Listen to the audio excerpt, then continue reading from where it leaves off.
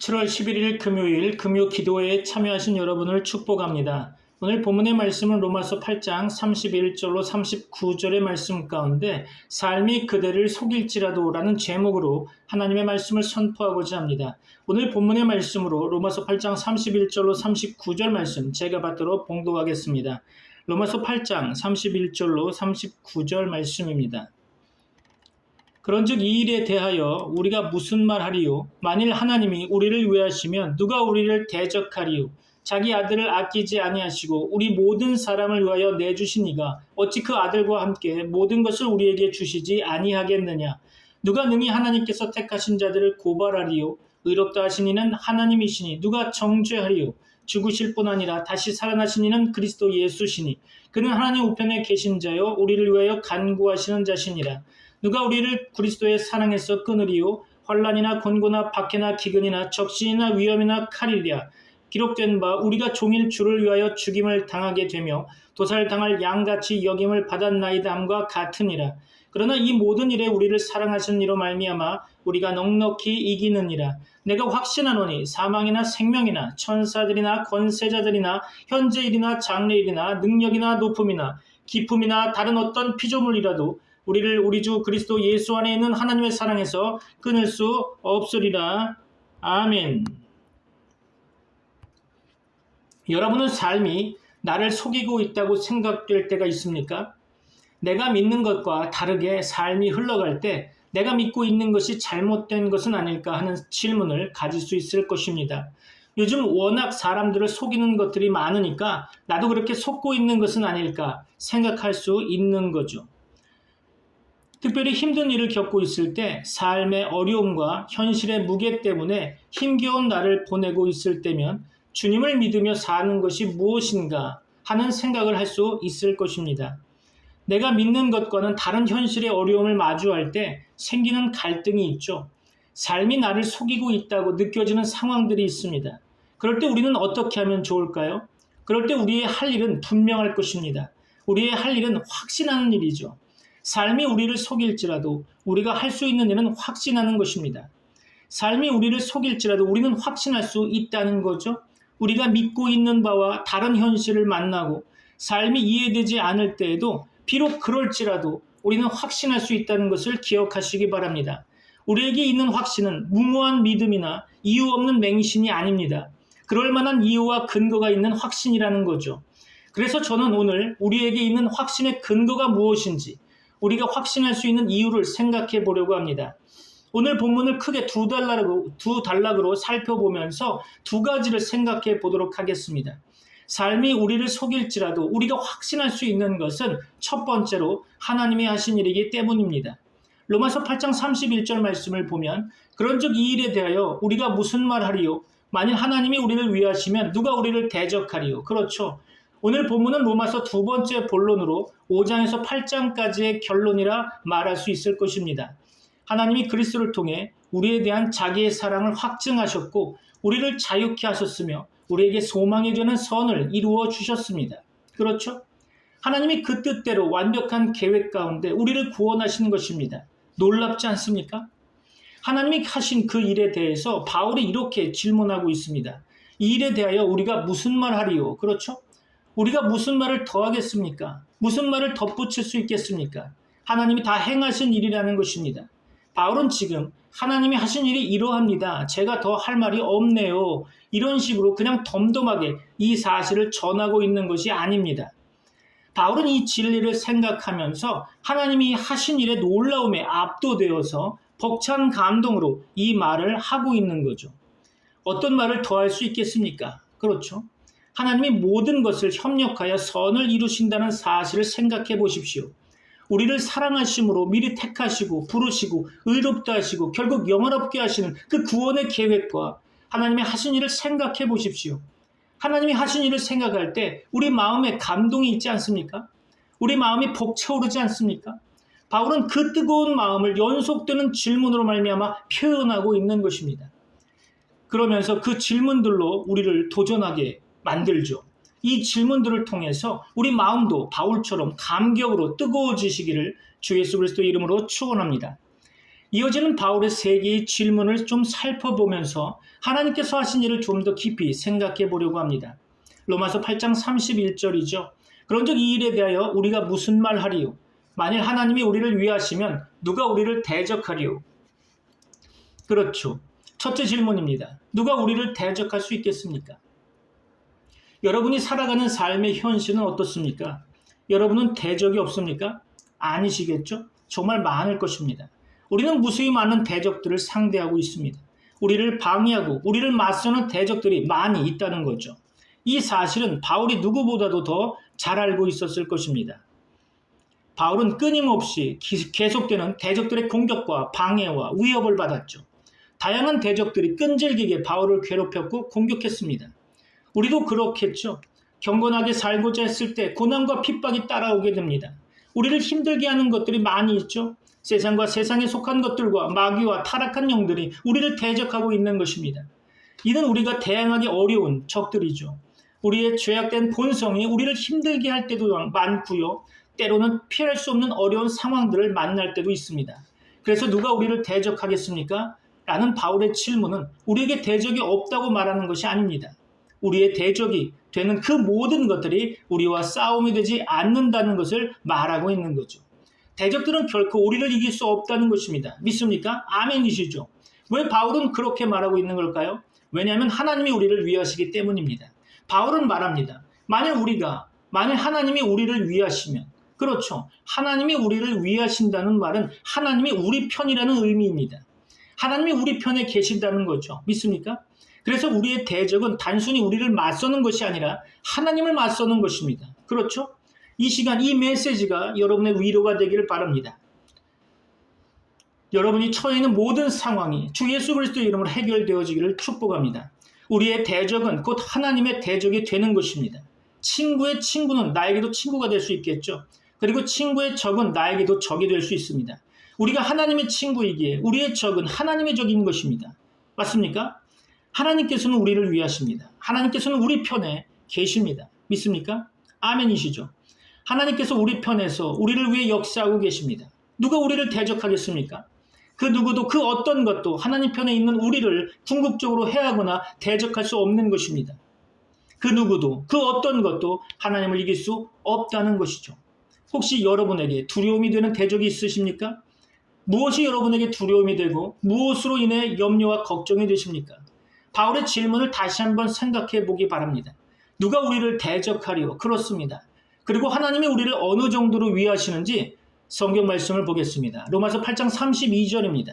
자기 아들을 아끼지 아니하시고 우리 모든 사람을 위하여 내주시니가 어찌 그 아들과 함께 모든 것을 우리에게 주시지 아니하겠느냐? 그렇습니다. 하나님께서 어느 정도로 우리를 위하신다고 성경을 말씀하고 있습니까?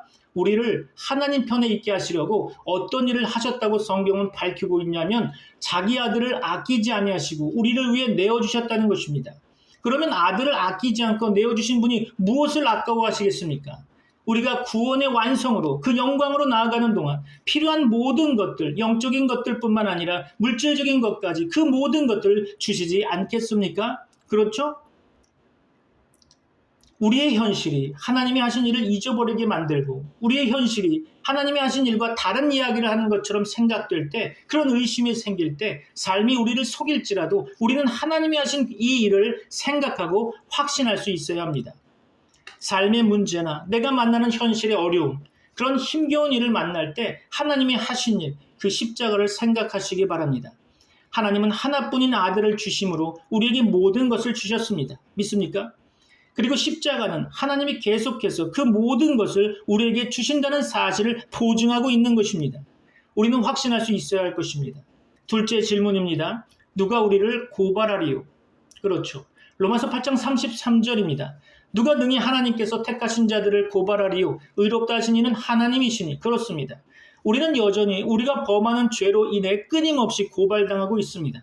우리가 짓고 있는 무수히 많은 죄에 대해서 할 말이 없다는 거죠. 또 죄를 지었군. 도대체 언제까지 그럴 거냐? 가중처벌이야. 도대체 너는 뭐하는 사람이냐? 이 많은 죄를 어떻게 하려고 또 그러냐? 그렇죠. 여러분도 이런 고발을 생각한 적이 있지 않으십니까? 계속해서 우리를 고발하고 참소하는 마귀와 타락한 영들이 있습니다. 기억하시기 바랍니다. 계속해서 우리의 양심이 우리를 고발하고 우리를 낙심케 합니다. 우리를 비난하고 손가락질하는 적들이 있습니다. 하지만 우리에 대한 고발은 그 어떤 것도 성공하지 못할 것입니다. 우리에 대한 그 모든 소송은 궁극적으로 모두 다 무죄로 끝나게 될 것입니다. 우리 죄를 고발하는 그 모든 시도들은 모두 다 실패로 돌아가게 될 것입니다. 왜 그럴까요? 왜냐하면 하나님이 우리를 의롭다 여기셨기 때문입니다. 그래서 자연스럽게 연결되는 것이 셋째 질문입니다. 누가 우리를 정죄하리요? 그렇죠? 로마서 8장 34절입니다. 누가 정죄하리요? 죽으실 뿐 아니라 다시 살아나신 이는 그리스도 예수시니 그는 하나님 우편에 계신 자요 우리를 위하여 간구하시는 자시니라. 아멘. 그렇습니다. 하나님이 우리를 의롭다 하고 말씀하셨습니다. 인정하셨습니다. 우리를 향한 어떠한 고발도 우리를 향한 어떠한 정죄도 통하지 않는다는 거죠. 하나님이 의롭다 여기셨기 때문입니다. 그런데 하나님은 우리를 그냥 의롭다 하신 것이 아닙니다. 하나님이 우리를 의롭다 하시기 위해서 하신 일이 있죠. 첫째로 예수님께서 죽으셨습니다. 그렇죠? 예수님이 우리가 정죄받아야 했던 그 죄를 위해 대신 죽으신 것입니다. 우리 대신 저주를 받으시고 율법의 정죄로부터 우리를 구속하신 것입니다. 둘째, 예수님은 다시 살아나셨습니다. 믿습니까? 하나님이 예수님을 다시 살리심으로 말미암아 화목제물이 되신 예수님이 받아들여졌고 우리를 의롭다 하시는 근거가 되신 것입니다. 셋째로 예수님은 하나님 우편에 계십니다.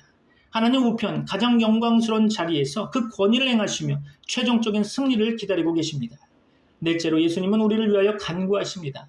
예수님은 하늘에 계신 우리의 대원자이시며 대제사장 되십니다. 예수님은 계속해서 우리를 위해 간구하시며 우리 구원의 보증이 되십니다. 하나님이 예수님을 통해 하신 일로 말미암아 우리는 의롭게 되었고 정죄를 받지 않게 되었습니다. 믿습니까? 하나님의 행하신 일입니다. 둘째 질문과 셋째 질문에 나오는 고발하다는 말과는 정죄하는 말은 모두 다 법정 단어죠. 한번 상상해 볼까요? 우리는 고발되어 법정에 있습니다. 우리가 지은 죄가 너무도 명백하게 어떠한 변명도 할 수 없는 처지입니다. 우리에게 마땅한 것은 우리 죄에 대한 영원한 형벌이고 심판이 있다는 것입니다. 하지만 재판관이신 하나님은 우리를 무죄로 판결하셨습니다. 우리에게 죄가 없음을 선고하신 거죠. 왜냐하면 우리를 변호하신 예수님께서 우리를 위해 대신 형벌을 받으셨기 때문입니다. 형사소송법에서 일사부재리라는 원칙이 있습니다. 한번 판결이 난 사건에 대해서는 다시 공소를 제기할 수 없다는 원칙이죠. 마치 그런 것처럼 예수님이 나의 모든 죄에 대해서 판결을 받으셨습니다. 그래서 나의 죄에 대해서는 더 이상 판결은 없다는 것이죠. 이미 끝난 것입니다. 우리는 의롭게 되었습니다. 어떤 고발도 어떤 정죄도 우리에게 해당되지 않는다는 것입니다. 하나님이 예수님을 통해 하신 일이죠. 우리가 어떤 상황에 있든지 확신할 수 있는 변하지 않는 근거가 이것입니다. 우리가 무슨 말을 더 할 수 있겠습니까? 삶이 우리를 속일지라도 우리가 확신할 수 있는 이유는 무엇입니까? 두 번째로 하나님의 사랑 때문이라는 것입니다. 바울은 마지막으로 질문합니다. 누가 우리를 그리스도의 사랑에서 끊으리요? 로마서 8장 35절 봅니다. 누가 우리를 그리스도의 사랑에서 끊으리요? 환난이나 곤고나 박해나 기근이나 적신이나 위험이나 칼이랴. 그렇죠. 우리가 적대적인 세상에서 만날 수 있는 여러 가지 일들이 있습니다. 삶이 우리를 속이는 것 같은 여러 가지 어려운 일들이 있을 것입니다. 대표적인 목록으로 7항목이 성경에서는 열거되어 있는데요. 환난과 곤고, 박해와 기근, 적신과 위험, 칼, 그렇습니다. 이 목록에는 없지만 우리가 삶에서 경험하는 어려운 일들이 있을 것입니다. 하나님이 나를 사랑하지 않는 것처럼 생각되는 일들을 만날 수 있죠. 그리고 그 최종 단계를 할 수 있는 것은 칼로 묘사되는 죽음입니다. 죽음은 우리 마음을 흔드는 가장 큰 시험이 됩니다. 우리가 우리의 생명을 위협하는 여러 가지 고난을 당하게 될 때, 우리를 향한 하나님의 사랑을 의심하게 만드는 일들을 만났을 때, 그럼에도 불구하고 우리가 하나님의 사랑을 확신할 수 있을까요? 우리가 고난 중에도 기억해야 할 것은 우리가 고난당하는 것은 이상한 일이 아니라는 사실입니다. 놀랄 만한 일이 아니라는 거죠. 당연한 일이고 자연스러운 일입니다. 바울은 이 사실을 설명하기 위해 시편 말씀을 인용하고 있습니다. 로마서 8장 36절이죠. 기록된 바 우리가 종일 주를 위하여 죽임을 당하게 되며 도살당할 양같이 여김을 받았나이다함과 같으니라. 그렇죠. 믿는 자가 세상에서 만나는 어려움, 부당한 일들, 그러한 여러 가지 고난들은 특별한 일이 아닙니다. 하나님의 사랑을 의심할 만한 일이 아니라는 것입니다. 오히려 바울은 이렇게 말하고 있죠. 로마서 8장 37절입니다. 그러나 이 모든 일에 우리를 사랑하신 이로 말미암아 우리가 넉넉히 이기느니라. 아멘. 그렇습니다. 여러 가지 어려운 일들, 그러한 모든 고난에서 우리는 이길 수 있다는 것입니다. 어떻게 그렇게 할 수 있을까요? 우리를 사랑하시는 이로 말미암아 그렇습니다. 우리를 사랑하시는 그분이 우리와 함께 하시기 때문에 이길 수 있다는 것입니다. 우리는 나를 사랑하신 이로 말미암아 어떤 고난도 이길 수 있다는 것입니다. 그냥 이기는 것이 아니라 넉넉히 이긴다는 사실이죠. 압도적인 승리를 거둔다는 것입니다.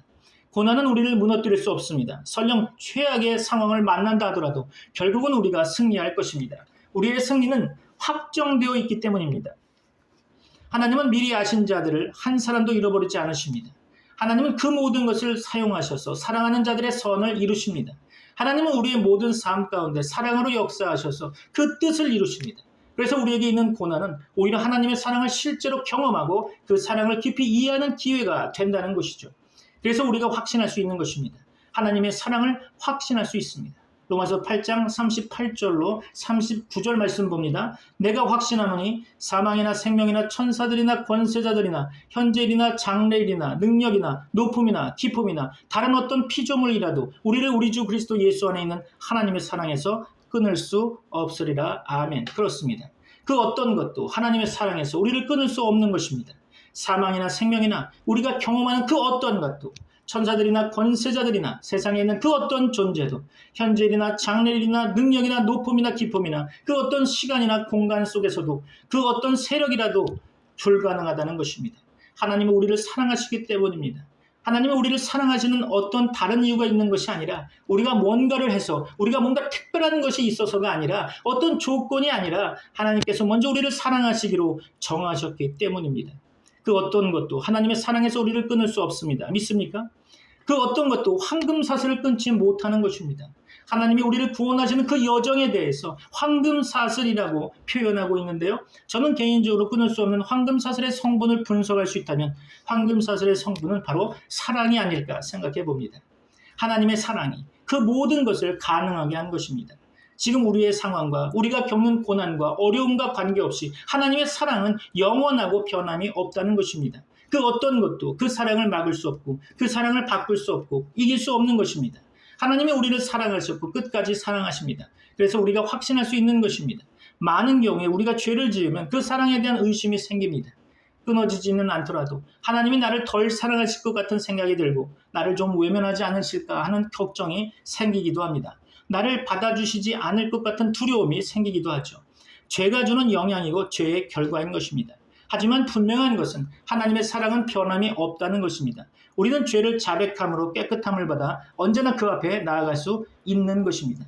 절대로 잊지 마시기 바랍니다. 어떤 상황에서도 기억하시기 바랍니다. 하나님의 사랑은 우리가 뭔가를 해서 끊을 수 있는 것이 아닙니다. 어떤 것도 우리를 향한 하나님의 사랑을 끊을 수 없다는 것입니다. 나의 상태나 나의 행위에 따라 사랑이 변하는 것이 아니라는 것입니다. 만약 그렇다면 우리는 무엇을 해도 하나님의 사랑을 확신할 수 없을 것입니다. 어떤 상황에 있다 하더라도 안심할 수 없는 거죠. 나에게 조금만 안 좋은 일이 생기면 하나님의 사랑을 의심하게 되고 사랑에서 떨어질까 불안하게 될 것입니다. 하지만 하나님의 사랑은 그렇지 않습니다. 하나님은 우리를 일방적으로 먼저 사랑하셨고 변함없이 사랑하십니다. 우리가 그러한 사랑을 받은 자들입니다. 그러하기에 이제 우리가 할 일은 분명합니다. 그 사랑의 일방적인 사랑을 받은 자로서 합당하게 반응하는 것입니다. 하나님의 사랑을 짝사랑으로 만들지 마시기 바랍니다. 시작은 하나님의 일방적인 사랑이었지만 계속해서 일방적인 사랑으로 받기만 해서는 안 된다는 거죠. 하나님의 사랑을 짝사랑으로 만들지 마시고 나를 사랑하시는 그 하나님을 나도 뜨겁게 사랑해야 할 것입니다. 요한복음 8장을 보면 가늠하다 현장에서 잡힌 여인이 나옵니다. 사람들은 그녀를 돌로 치기 전에 예수님께 데리고 왔죠. 이 여인은 자신의 죄로 인한 결과를 기다릴 수밖에 없었습니다. 사람들의 정죄와 그에 따른 처벌이 마땅한 것이기 때문이죠. 그녀는 자신에게 날아올 돌을 기다리며 두려움에 떨고 있었습니다. 자신이 지은 죄로 인해 돌에 맞아 죽게 되는 절망적인 상황이 바로 시작되는 것이죠. 그녀의 편에는 아무도 없었습니다. 그런데 예수님은 그녀의 편에 서셨죠. 그리고 말씀하십니다. 여자여, 너를 고발하던 그들이 어디 있느냐? 너를 정죄한 자가 없느냐? 여자가 대답합니다. 주여, 없나이다. 나도 너를 정죄하지 아니하노니 가서 다시는 죄를 범하지 말라. 그렇죠. 우리가 이 여인과 같은 자들입니다. 그런 우리를 주님께서 먼저 사랑하셨고 절망 가운데 있는 우리를 주님께서 찾아오셨습니다. 그리고 우리가 할 수 없는 일을 우리를 위해 주님께서 대신하셨죠. 누가 우리를 대적하겠습니까? 아무도 없습니다. 누가 우리를 고발하겠습니까? 아무도 없습니다. 누가 우리를 정죄하겠습니까? 아무도 없습니다. 누가 우리를 그 사랑에서 끊을 수 있겠습니까? 아무도 없는 것입니다. 결론적으로 모든 질문의 대답은 아무도 없다는 거죠. 그 어떤 것도, 그 누구도, 그 무엇도 예수 안에 있는 하나님의 사랑에서 우리를 끊을 수 없다는 것입니다. 그래서 우리가 어떤 상황이 있든지, 어떤 일을 만나든지 우리를 향한 하나님의 사랑을 확신할 수 있는 것입니다. 그리고 그 사랑이 우리를 다르게 만듭니다. 삶이 우리를 속일지라도 그 사랑의 힘으로 주님을 위해 사는 것입니다. 여러분에게 하나님의 놀라운 은혜와 사랑이 경험되어지길 주 예수 그리스도의 이름으로 축원합니다. 기도하겠습니다. 지금은 우리 주 예수 그리스도의 은혜와 하나님의 사랑과 성령님의 교통하심이 트리니티 미라클 교회의 모든 권속들과 세계 교회 위에 이제부터 영원까지 함께 있을지어다. 아멘. 성전 문 앞에 앉은 자, 날마다 구걸하던 자, 베드로와 요한 보며 손을 내밀었다네.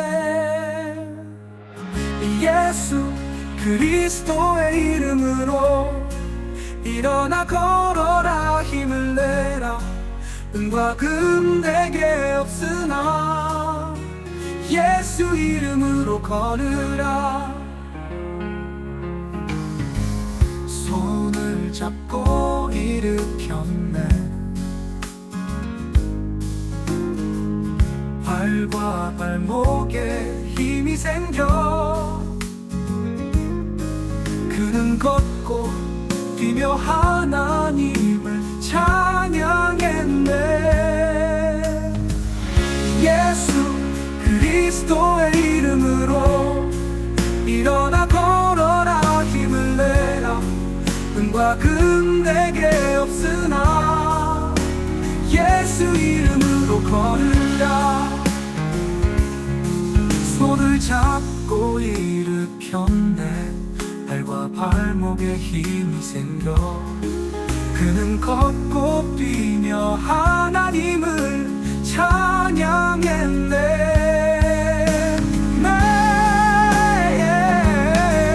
예수 그리스도의 이름으로 일어나 걸어라. 힘을 내라. 은과 금 내게 없으나 예수 이름으로 걸으라.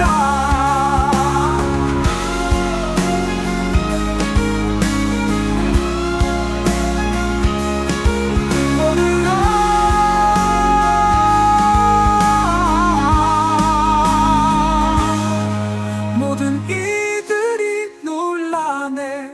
하나님의 능력을 보았네. 예수 이름으로 행한 기적 우리 또 믿음으로 나아가리.